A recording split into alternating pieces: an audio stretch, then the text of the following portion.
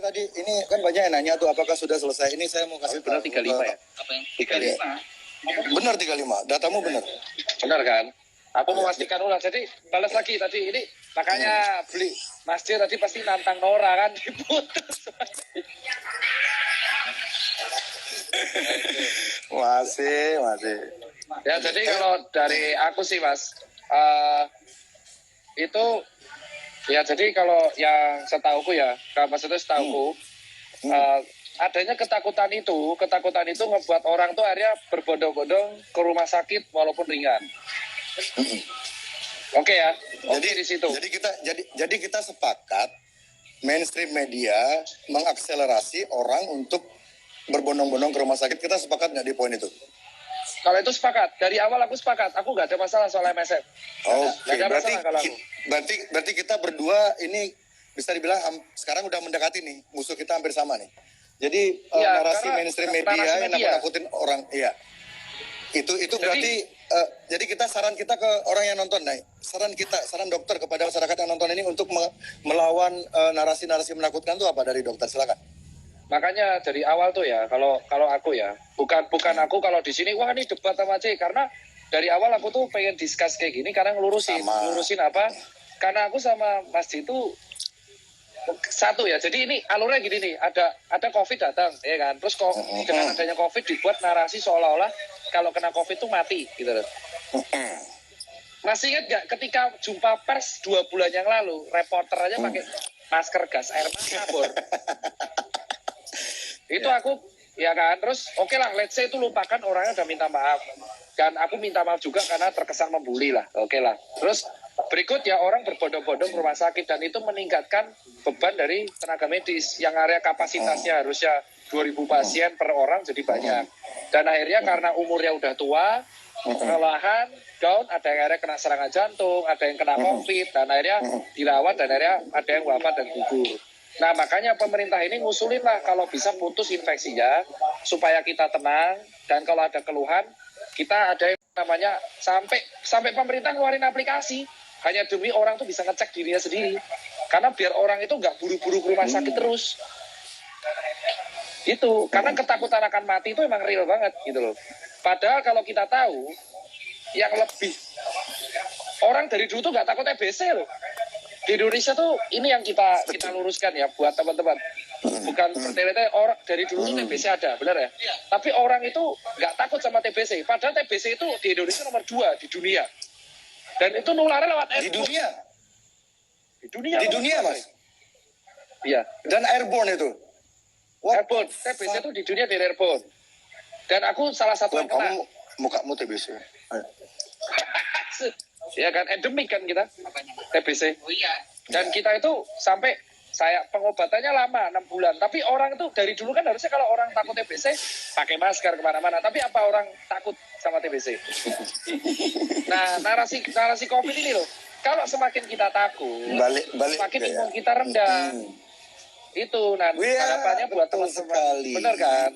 Kalau kita tuh be fearless tapi be thoughtful ya. Kamu tuh fearless tapi tetap thoughtful. Iya, jangan ngawur, beraninya jangan ngawur. Gitu takutnya juga jangan kelewatan. Aduh, mending mati aja kalau hidup dalam ketakutan. Iya, jadi oke lah kalau yang aku bilang itu adalah buat teman-teman kita tuh harus tebarin optimis. Itu alasan tenaga medis kalau dokter itu selalu masyarakat edukasinya lebih ke ayo cuci tangan, ayo pakai masker, ayo kita bantu sesama. Kita pernah nggak tenaga medis share, ayo mati kau? Nggak ada tenaga medis itu nakut-nakutin pasien tuh nggak ada. Ayo mati kau, kalau kamu nggak itu orang mati kau. Di antara tenaga medis dan masyarakat ada layer namanya media. Ya itulah. Jadi tenaga medis itu kita mati-matian loh bilang sama pasien dan bilang sama rakyat, ayolah kita edukasi. COVID ini bisa sembuh kok. Itu yang kita share dari hari. COVID itu bisa sembuh kok. COVID itu bisa sembuh. Tapi itu nggak pernah digoreng sama media loh. Nggak pernah digoreng sama media itu.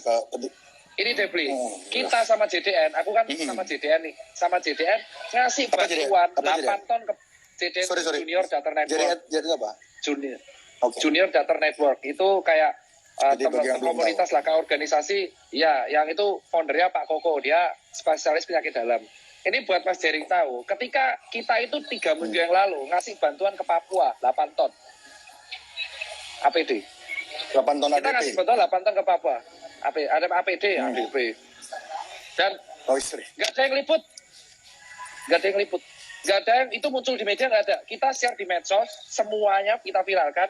Sampai aku request ke beberapa wartawan, tolong dinaikin dong agar orang tahu bahwa ini loh, agar kita tahu bahwa ini loh, kita tuh solidaritas, dokter tuh solidaritas untuk menolong biar kita positif negaranya. Nggak ada. Apakah media menaikkan itu? Nggak ada. What the fuck? Yang naikin itu malah nggak ada. Yang naik sampai si dokter-dokter ini membuat video persembahan di Papua. Bahkan kayak thank you Indonesia, thank you teman-teman. Dan ini yang jujur kita kecewa, sampai teman-teman JDN tuh kita kecewa. Kenapa kok kita udah bantu 8 ton? Oke, kita tuh bukan pamrih gitu, tapi kita ingin menularkan. Iya, ya ngerti. Ini kan solidarity loh nih. Itu tapi nggak ada. Emang nggak ada. Saya jadi mikir kenapa mereka tidak mau memberitakan sebuah berita yang sebenarnya sangat positif, di mana rakyat dan dokter bersatu melawan ini, dan ini sangat bisa disembuhkan. Jadi ini kalau kita lebih dalam lagi ngomongnya, kita akan ngomongin orang-orang di belakang media loh. Apa? Ini arah pembicaraan kita ini udah jelas, Mas. Kita ini akan menuju ke orang-orang yang ngasih approval ke media. Kesana aja ini arah pembicaraan kita ke sana. Nggak bisa dihindari lagi. Karena sudah jelas-jelas ada dari dokter sendiri, dari kalangan dokter mencoba sebisa mungkin menyebarkan energi positif, mencoba minta tolong ke kawan-kawan media untuk menyebarkannya, tapi tidak terjadi. Itu kan berarti ada semacam boykot. Nah, terus ini ada lagi nih Mas Bli, sorry tak potong. Ini aku update dari dokter Fakih Latif ini dari JDN. Gara-gara narasi ketakutan yang ada itu malah sekarang orang-orang nggak mau ke rumah sakit. Disimpan sendiri, tapi mereka pura-pura nggak tahu apa-apa. Nah ini pasien yang bohong itu. Jadi sekarang trennya tuh dinilai jadi parah sekarang, karena yang kemarin kan orang berbondong-bondong ke rumah sakit karena parno. Nah sekarang akhirnya orang malah di rumah, takut ke rumah sakit. Takut ke rumah sakit, tapi dia berpura-pura biasa aja. Padahal dia sebenarnya ada gejala, jadi dia malah nggak mau pakai masker, kayak defend, kayak gue normal loh, jadi gue kemana-mana nggak pakai masker, padahal dia nggak apa-apa. Jadi ini di Karyadi biasa 80, sekarang 40, biasa 60 jadi 30. Jadi sekarang kayak, tahu nggak? Jadi narasinya ketakutan itu ngebuat malah orang-orang yang OTG ini jadi berkeliaran. Harusnya kita tuh nebar positif, kayak sadari, kenali musuhmu. Jadi kenali gejala COVID, jadi kamu bisa nilai dirimu sendiri. Kalau kamu butuh ke rumah sakit ya, kalau kamu bergejala kamu karantina mandiri. Gak usah takut, tapi kamu waspada. Nah karena narasi ketakutan ini ada, orang malah takut ke rumah sakit sekarang. Ini yang sekarang, kalau sebulan yang lalu orang berbondong ke rumah sakit, yang sekarang takut ke rumah sakit. Padahal sebenarnya kalau sekarang sekarang pun kalau jika pun mereka kena, mereka ke rumah sakit, jika usia mereka di bawah 50, itu kemungkinan sembuhnya 99%. Meskipun mereka komorbid ya. Benar nggak? Iya. Apa? Yang apa? Masuk akal? Gimana? Masuk akal nggak? Jadi sekarang meskipun orang itu kena COVID, jika usia ini saya ngomong berdasarkan statistik di Wuhan ya. Ya, usia meninggal di Wuhan. Jadi sekarang misalkan kamu positif COVID, meski kamu punya penyakit bawaan, kamu ke rumah sakit, kemungkinan sembuhmu itu seperti data di Wuhan 99%. Jadi orang itu sebenarnya nggak perlu panik. Jadi setuju nggak dokter? Jika orang kena COVID pun, jika usia kamu masih di bawah 50, kamu sehat, imun cenderung sehat, kamu tidak perlu khawatir berlebihan. Setuju nggak di sana? Iya, tidak perlu khawatir berlebihan dan yakinlah sembuh. Tetap makan nutrisi yang cukup, kamu sembuh. Yang penting patuhi prosedur, kamu jangan nulari sesamamu, kamu di rumah. Nah itu yang maksud tuh, dan setuju ya. Dan jujur ini Mas, ini yang aku tertarik. Ada alasan nggak? Kita sekarang kan bahas MSM, kenapa kok berita negatif? Karena di Indonesia tuh suka banget berita negatif sama kontroversial. Di Amerika juga. Bener kan? Kalau misalkan ada berita positif kayak ada sekarang orang kecelakaan ditonton. orang kecelakaan itu nggak ditolong tapi ditonton kalau di sini. Dan di Amerika pun juga sampai di Jerman ada denda kalau kamu ngerekam orang kecelakaan kena denda dan penjara. Sudah ada di Jerman. Iya, itu kalau di Jerman di Eropa kalau kamu nabrak ketabrakan dan kamu ngerekam di orang tabrakan tuh kena denda dan penjara. Nah, karena itu Indonesia harus bikin. Nah, orang Indonesia bukan orang ya rata-rata orang tuh suka banget narasi negatif, kontroversial, berantem, gibah, gosip. It's all about kalau saya simpulkan, maaf saya potong ya. Kalau saya simpulkan, it's all about content these days. Betul. People do everything untuk konten, untuk nambah followers, whatever. That bullshit. Silakan Mas, lanjut. Nah, jadi sekarang itu kalau ntar ini aku ini cara reply. Nah, kalau misalkan aku cara reply nggak tahu. Jadi harapanku itu adalah kalau bisa sih, dan aku kemarin ngobrol, kenapa sih kita sempat ngobrol-ngobrol sesama dokter, kenapa ya media kok ngangkatnya narasinya kalau nggak menekan atau penggiringan atau negatif. Sebutin nama dong Mas Rawani aku sebutin nama dong medianya. Aku tuh aku jujur aja nggak pernah nonton TV, Pak. Oh, kamu Jogja. Orang Jogja kan biasanya pemberani kayak Mas Atong tuh. Ya pemberani. Gak kenal Mas Atong. Kita mah di sini kan ini kan tepos liro. Tepos liro. Saya suka banget ke Jogja. Oke Mas, lanjut apa? Nah, jadi media yang kita tahu tuh kalau kita media seperti ini kayak harapannya kita tuh kalau kita tanya kenapa sih negatif, soalnya datengin traffic. Itu yang mereka suka. Mereka tuh kalau kita misalkan kemarin JDN ngangkat 8 ton cuan. Ya, ini is about money dan is about traffic. Jadi kalau narasinya negatif, serius atau penggiringan opini ataupun kayak berantem kontroversial itu dapat traffic mereka. Coba kalau beritanya kayak jika kena COVID jangan menyerah, Anda bisa sembuh, atau narasi berikutnya kayak bantuan dokter dan rakyat bersatu untuk membantu masyarakat, itu nggak akan viral, Pak. Iya. Karena nggak seksi, karena itu nggak seksi. Yaudah. Ibarat, jadi berita itu ibarat perempuan ya. Ini maaf saya nggak seksis ya, saya bukan seksis. Ini kayak saya kasih analogi aja. Perempuan itu kalau dia tuh cantiknya natural itu orang-orang kurang banyak yang noleh. Tapi kalau udah dipakai makeup segala macam, orang-orang kebanyakan akan noleh. Meskipun itu belum tentu aslinya, padahal aslinya nggak kayak gitu. Iya. Nah tapi ini aku minta tolong. Kalau masjid pernah nggak ada satu media yang akrab gitu, terus ini kita kan orang medis ya, kita kan kemarin aku minta tolong untuk naikin berita positif COVID, tapi nggak ada yang naikin tuh. Tapi aku minta tolong kalau misalkan masjid ada nggak sih kayak temennya media gitu yang bisa, ayo dong naikin berita bahwa orang kena COVID itu bisa sembuh loh, jangan takut mati. Kamu masih bisa sembuh loh. Kalau di Bali saya masih bisa itu. Kalau di luar Bali saya mungkin enggak. Tapi saya akan usahakan. Saya udah bilang ke teman-teman saya akan bertempur habis-habisan di sini. Saya akan lakukan apapun agar Bali paling tidak ya Bali kan bisa dimulai dari rumah masing-masing dulu ya. Bali kembali normal pelan-pelan dengan orang-orang mulai adaptasi dan kita akan bisa bangkit lagi. Dan untuk di Bali saya akan mulai besok dengan pengetahuan baru ini, mulai besok saya akan kontak semua teman-teman media saya untuk ngangkat yang Mas bilang tadi. Terima kasih Mas. Sampai jumpa besok ya. Iya itu udah selesai. Kaget tuh aku Cila. Ini ngeprank bisa aja nih. Masih lama. Ini kan kita bicara kita masih di wilayahnya Mas ini. Dari tadi ini kita ngomongnya tuh di wilayahnya Mas Ipeng ini, kan medis segala macam. Nah, sekarang saya belum masuk ini. Belum. Mau tanya deh. Kamu beresin dulu. Masih beresin dulu tes diksimu dibereskan dulu. Jadi kita sepakat, kita bikin kesepakatannya dulu ya. Setelah Mas Ipeng curhat. Ini jadi setelah mungkin saya halo. Masuk. Dengar. Masuk.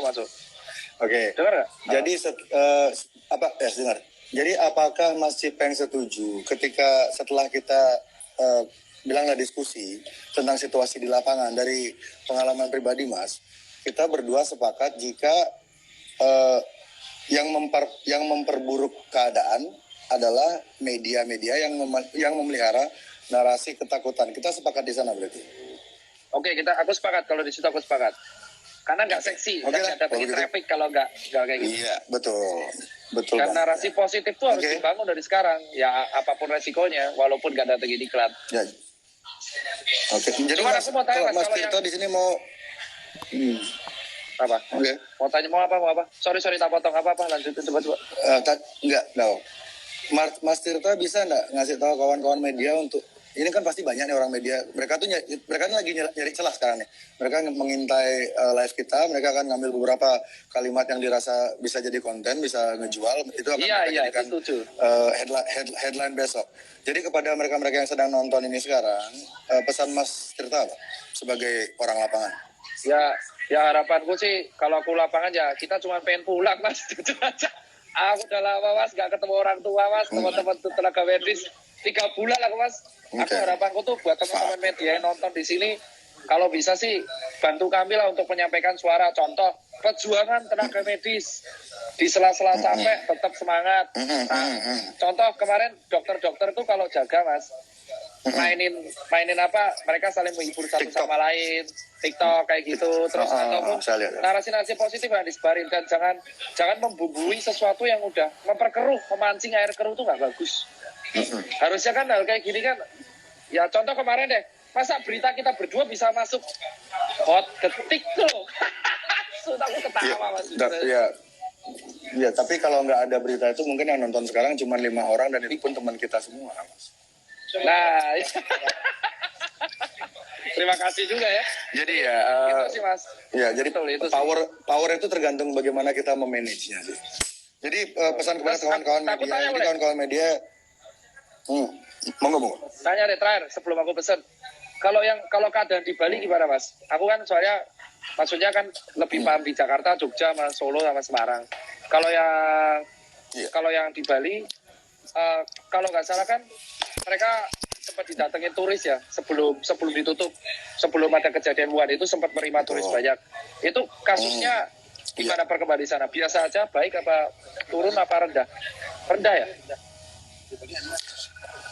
Jadi gini ya, apa namanya? Aku tanya benar Mas, karena aku belum nggak tahu ini kalau yang di daerah sana. Iya, aku akan jawab. Jadi di Bali situasinya diciptakan seolah-olah gawat. Faktanya sampai sekarang yang meninggal itu cuma 2 orang dan imported case, dan mereka sudah lansia dan komorbid.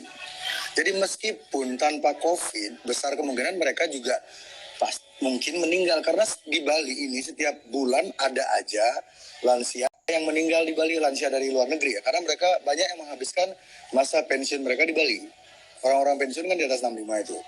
Jadi mereka ke Bali, jadi setiap bulan tuh ada aja kok berita warga negara asing meninggal. Ini bulan yang COVID ini sampai sekarang di Bali yang meninggal 2. Itu pun bukan orang Indonesia. Jadi sebenarnya Bali, kalau saya bilang sih, tapi ini opini yang mungkin orang akan banyak yang ngapain sih dia ngomong kayak gitu. Bali it's fine, it's okay. Kita cuma perlu adaptasi aja. Nggak ada yang harus tutup sebenarnya. Toko-toko tuh bisa buka kok, pasar bisa buka. Kan yang penting kita tuh adaptasi, jaga jarak, pakai masker, cuci tangan. Udah itu aja, simple. Bisnis harus tetap balik lagi, biar masyarakat nggak kelaparan di rumah. Biar orang-orang nggak jadi kriminal.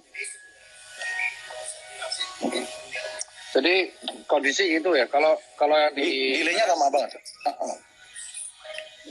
Kalau yang di Bali. Kalau yang di Jakarta tuh, yang di Jakarta ini kita takutkan sekarang yang mulai terserang tuh dokter-dokter muda yang kelelahan. Makanya kita harap nih kalau bisa media-media yang lagi nonton sebarkan narasi positif. Jadi dokter-dokter juga psikologisnya juga akan semangatin gitu loh. Semangat ya, itu yang kita harapkan. Kan Mas Sipeng kan setuju tuh. Kemarin saya bilang kalau bisa TV selama pandemik ini dimatikan di rumah sakit itu loh. Aku nggak pernah nonton ya Pak. Masuk akal nggak? Nggak pernah nonton TV. Itu dah. Tapi masuk akal nggak? Masuk akal nggak di masa? Masuk akal itu.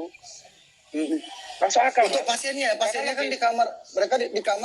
Mereka di kamar kan nggak ada hiburan lain dong. Ngeliat handphone COVID, ngeliat TV COVID. Apa tuh hiburan pasien-pasien di kamar tuh?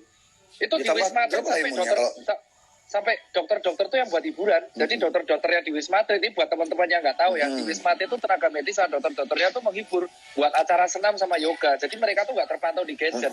Jadi kalau kita bilang ada namanya tuh sosial media detox, yoga, gadget detox, yoga, senam kayak gitu mas.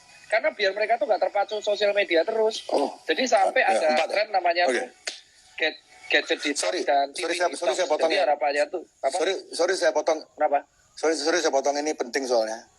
Ini penting ini. Yang meninggal di Bali 4. Tadi kan saya bilang 2. Oh 4. Maaf saya. Iya 4. Saya revisi 4. Oke, maaf. Oke, silakan lanjut mas. 4 ya. Nah jadi, nah ini nih kita lihat nih. Jadi di Wisma Bali itu ada dokternya, dokter sipil, terus orang-orang relawan itu mereka menghibur pasien. Jadi bahagia sampai ada, kalau kemarin teman-teman baca itu ada grup WA isinya tuh pasien sama perawat. Jadi kalau pulang tuh dianggap lulus. Jadi ada ikatan, tapi itu kan nggak pernah di blow up mas. Nggak ada yang karena itu beritanya terlalu positif. Beritanya terlalu bagus, beritanya terlalu positif. Itu, positivity. Ini ada bukti nih. Ngejual. Kita cek. Ini aku kasih bukti ya mas. Temanku dokter itu menghibur pasien di sana. Tadi mana nih? Nah ini coba deh. Waduh lemot nih. Jadi di sana itu sampai ada grup WA yang isinya tuh satu pasien nyupport satu sama lain. Woi kamu keluar kapan? Makanannya enak nih. Itu satu pasien satu-satu. Jadi, nah nih. Jadi udah kayak family bonding gitu ya. Ini aduh, media asu, SMN asunya, kenapa sih kalian nggak mau ngangkat itu loh? Itu tuh bagus buat orang biar imunnya kuat. Nih contoh nih, ini diangkat di media sosial, di hazmatnya dokter ada tulisan doa orang tua. Ini contoh, seandainya hal seperti ini diangkat, itu mental Indonesia diangkat naik. Terus-terusan, ya. Terus-terusan naik Pak, mentalnya naik dan COVID itu kalah. Tapi kalau kita tuh dihajar sama, ya kita nggak tahu ketakutan itu bisa chaos loh Pak. Yang kita takutin sekarang menengah ke bawah loh. Ini yang menengah ke bawah PHK. Itu yang makanya di rumah aja itu untuk seminggu 2 minggu oke lah di rumah aja. Setelah itu sampai kapan orang-orang yang di PHK itu akan tiba di titik di mana mereka buntu dan kriminal adalah satu-satunya jalan mereka untuk survive. Nggak lama. Apalagi di kota-kota besar. Nggak lama orang-orang yang di PHK tuh bisa kriminal tuh nggak lama. Iya, itu. Ada lagi tuh banyak. Nah, harusnya narasi positif. Dan cerita-cerita perjuangan dokter dan tenaga medis sama relawan, sama kisah-kisah PKL itu mulai diangkat. Kayak saya kemarin tanya tukang gali kubur. Mungkin Mas Jering penasaran. Itu tukang gali kubur ketika kita kasih senang banget ya. Mereka curhat bahwa sekarang ada nggak media nyorot tukang gali kubur gitu? Ya, saya nggak tahu sih, saya kan nggak ngebaca semua, tapi iya, ya masalahnya media, mas. Ya jadi harapannya tuh mulai diangkat lah positif, tapi bilang dong namanya, nggak berani bilang namanya. Ini kok mati satu sih? Iya, apa? Lopet asu. Ya ini pecah sih. Oh masih pakai baterai loh? Kalian di Jakarta masih pakai wah, saya pakai genset mas, ini handphonenya pakai genset ini, alah sampai genset tuh. Nah, merek gensetnya Gendo. Jadi kalau kalian mau beli genset murah, mekuah, mekudus, namanya Gendo. Cari di toko-toko elektronik. Pak, saya mau beli genset Gendo. Warnanya hitam kasar kayak badak ya, itu dah. Nah yang benar tuh yang kita takutin baterai udah aman. Baterai aman. 25. Oke, Mas. Jadi kita sepakat jadi kita berdua, Mas Tirta. Mas Tirta bintangnya apa? Oh, aku bintang lupa aku Mas. Leo apa ya Mas? Kayaknya Leo Mas. Kontol bintang sendiri nggak inget. Asu digas tuh Bajila. Nah kalau Leo, masuk kayaknya kalau Leo itu bisa orangnya Leo. Nah, kalau Leo itu satu leader, 2 loyal, bisa dipegang omongannya. Ya bagus lah. Ya. Dan Leo sama bintang saya cenderung nyambung. Oke, sip. Lu apa Mas Bang? Bintang. Ya, cari aja sendiri Google.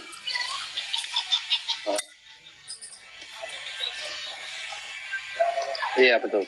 Nah jadi saranku sih narasi yang bisa dibangun media nih untuk nonton nih, jangan di framing nih ini. Ya, pasti nonton mereka Pak. Framing, tapi tolonglah ini dibuat positif kayak COVID tuh bisa sembuh loh, COVID kita lawan loh, bla bla bla bla. Negara-negara yang bagus tuh kayak Taiwan, Hong Kong, kita jadikan contoh.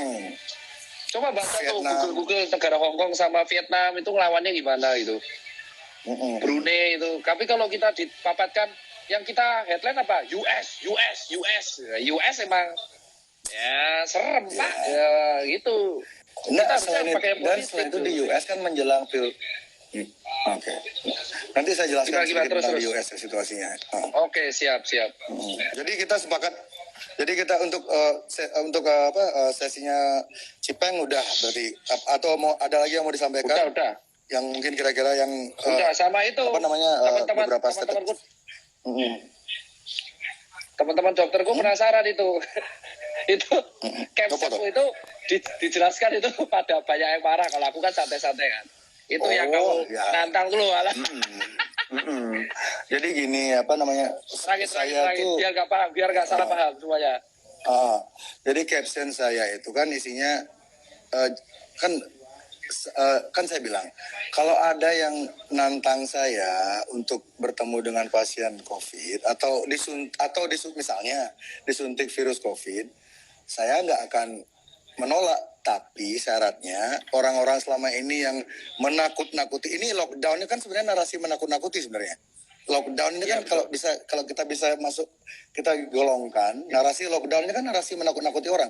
Kalau orang di lockdown kan orang otomatis mati ekonominya. Lockdown kan totally nggak boleh keluar, nggak boleh beradaptasi, nggak boleh bersosialisasi, benar-benar di rumah aja. Itu lockdown kan. Jadi in return, dan saya bilang sama teman-teman saya beberapa, saya kalau untuk ini saya mati nggak apa-apa. I'm willing to die for this, you know. I'm willing to die for Teluk Benoa before. Jadi sebelumnya saya rela mati. Saya kalau berjuang tuh ya berjuang gitu. Kalau sampai mati, nggak apa-apa. Istri saya juga saya udah ajak bicara, kalau kayak gini skenario terburuknya kalau saya disuntik gimana? Istri saya bilang apa? Saya ikut disuntik. Nggak boleh bapak sendiri. Itu benar Nora. Ya udah. Nora bilang kemarin kalau beli C disuntik dia ikutan. Jadi kami saya di rumah saya sudah kuat pikiran saya. Dan kalau berjuang kayak gini karena saya ngelihatnya ini masyarakat kita ini benar-benar dilemahkan banget sama media, dan saya nggak bisa diem aja ngeliat itu.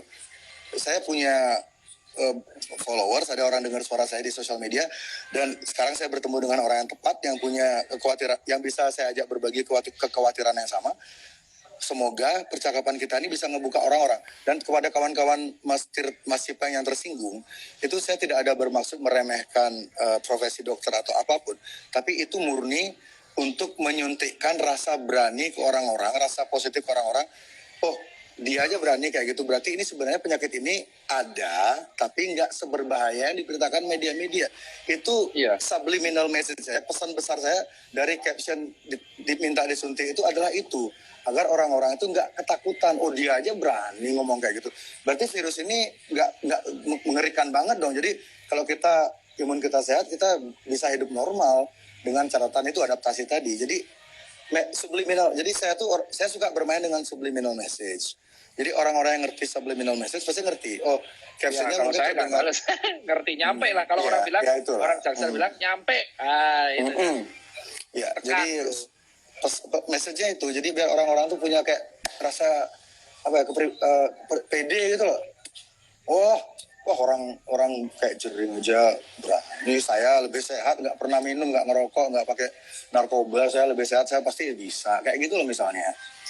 Tuh, itu. Dan kalau nggak salah kan pemerintah dari awal nggak pernah bilang lockdown kan?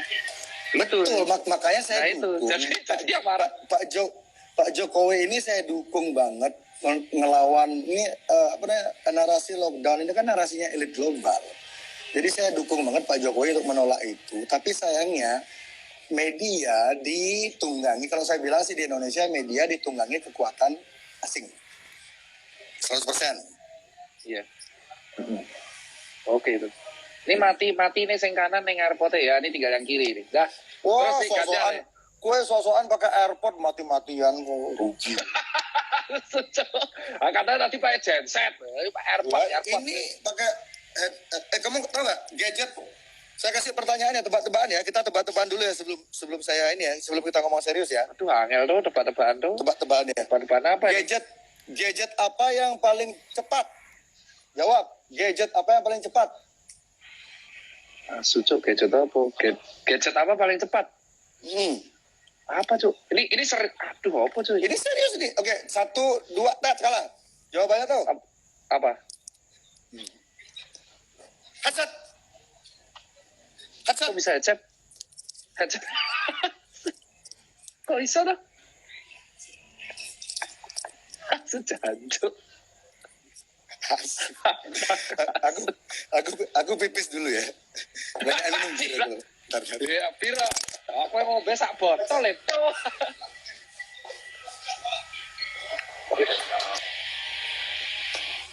Udah, nggak dengar. Dengar dia.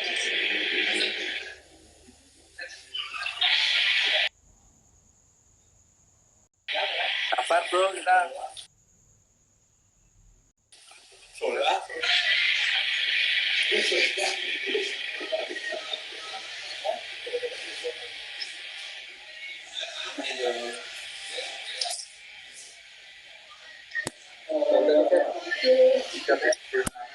Apa?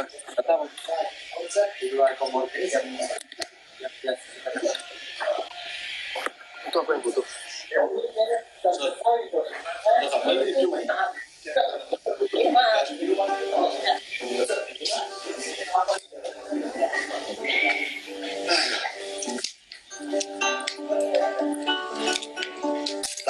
Plastik. Oke.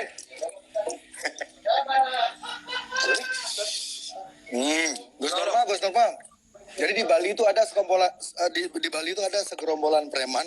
Mereka tuh pura-pura suka bersih-bersih Bali itu. Mereka orangnya tatoan semua, badannya gede-gede, tapi mereka tuh suka banget bersih-bersih lingkungan tuh. Mereka suka bersih-bersih pantai, terutama sampah plastik.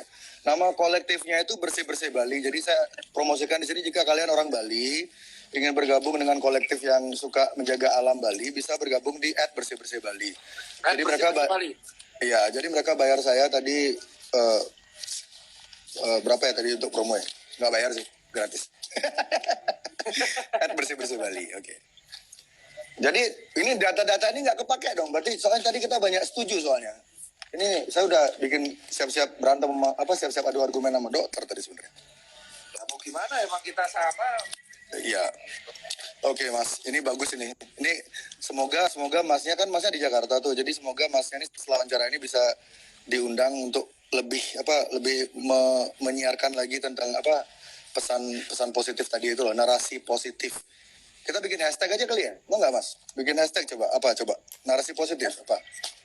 Saya jago bikin hashtag sampean deh Mas. Kemarin kembali normal, kembali normal udah bagus Mas. Ya tapi itu kan kayak kedaerahan banget ada Balinya. Jadi biar daerah lain juga bersinar, itu udah bagus tuh, kuat kita bersinar. Itu udah bagus banget. Kuat kita bersinar. Oke, kita setuju ya, berarti mulai besok Indonesia ya kuat kita bersinar sih kalau aku. Soalnya tuh ada lagunya, kuat kita bersinar. Oke, Mas Ipang. Jadi mulai besok kita angkat caption atau berita dengan nafas kuat kita bersinar ya, berarti ya? Ya positif. Ini ada yang nuduh kita konspirasi nih, jangan-jangan. Enggak. Ini saya ngeliat gini loh. Saya bukan dukun sih, tapi saya tahu ketika orang yang hatinya itu memang lurus itu ya pasti nyambung sama saya. Kalau hatinya itu memang lurus nyambung. Tapi kalau orang udah punya agenda-agenda yang tersembunyi, biasanya agak susah nyambung sama saya biasanya.